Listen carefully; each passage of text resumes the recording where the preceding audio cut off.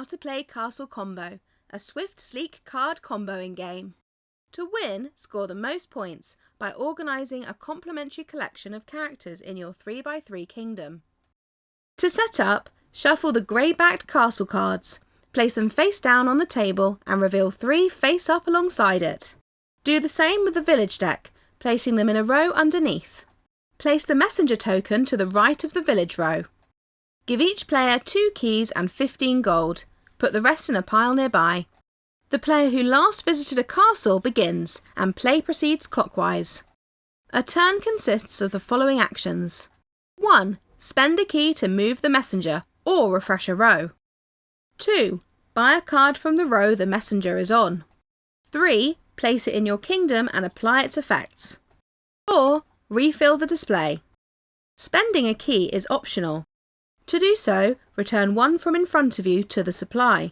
Then, either move the messenger to the other row, or discard all 3 cards from the row the messenger is on and draw new ones from the top of the deck, putting discarded cards to the left. You can only spend 1 key per turn. Players may view the discard pile at any time. If the deck runs dry, shuffle the discard pile to form a new one. To buy a card, select one of the 3 from the row the messenger is on and pay the gold cost located in the top left corner. Some cards will provide a discount when placed in your kingdom. For example, this one reduces the cost of future castle cards you buy by 1.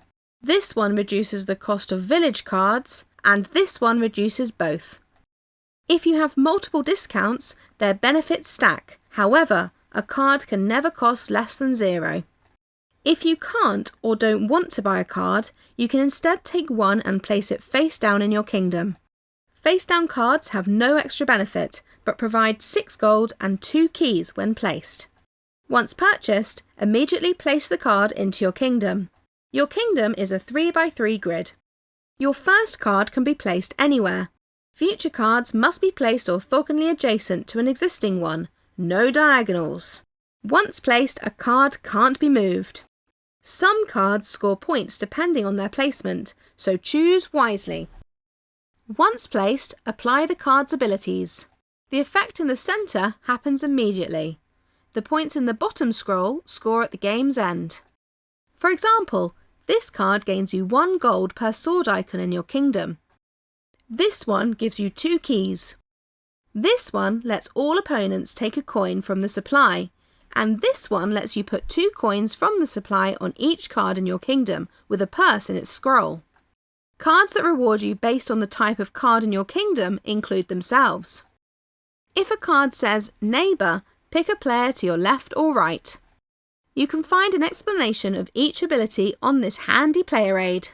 Finally, if the card you placed has a messenger icon in its banner, move the messenger, either to the village or castle as displayed.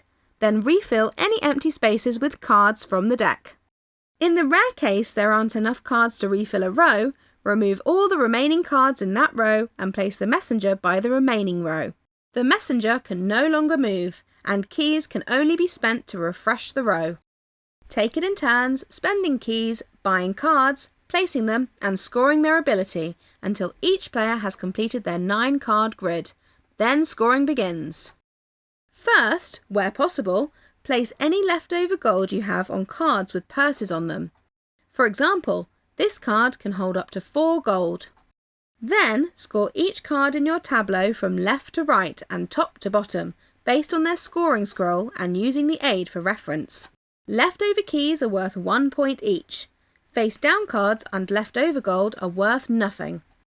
The player with the most points wins! In the case of a tie, the player with the most leftover gold wins. If that's tied, share the victory. That's Castle Combo, a dinky, thinky little kingdom builder. Enjoy!